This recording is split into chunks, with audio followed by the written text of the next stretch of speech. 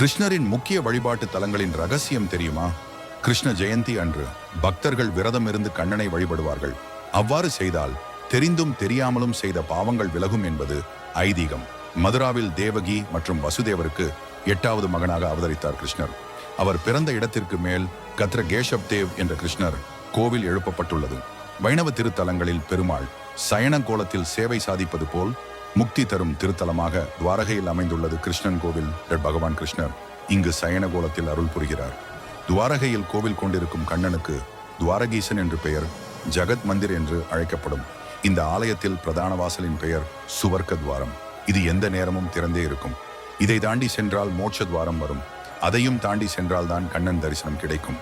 உடுப்பி கிருஷ்ணர் கோவிலில் பூஜைக்குரிய பொருட்கள் வாங்கும் போது மரத்தாலான மத்து ஒன்றையும் வாங்கும் பழக்கம் பக்தர்களுக்கு உண்டு. உடுப்பியை அன்ன பிரம்மா என்றும் பண்டரிபுரத்தை நாத பிரம்மா என்றும் போற்றுகின்றனர். கேரளாவில் ஆலப்புழை அருகேயுள்ள அம்பலம்புழை ஸ்ரீகிருஷ்ணன் கோவிலில் கிழக்கு நோக்கி அருள்கிறார் கிருஷ்ணன். இவருக்கு பால் பாயாசம் நைவேத்தியம் செய்தால் நினைத்தது நடக்கும் என்பது நம்பிக்கை.